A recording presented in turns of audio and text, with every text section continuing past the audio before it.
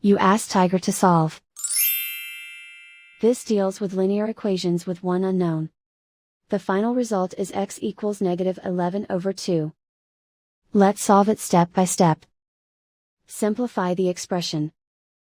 Group like terms. Multiply the coefficients. Expand the parentheses. Simplify the arithmetic.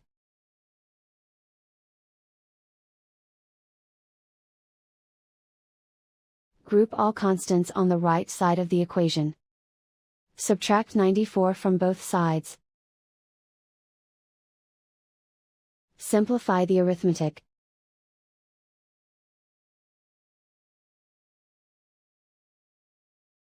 Isolate the x. Divide both sides by 8. Simplify the fraction. Find the greatest common factor of the numerator and denominator. Factor out and cancel the greatest common factor.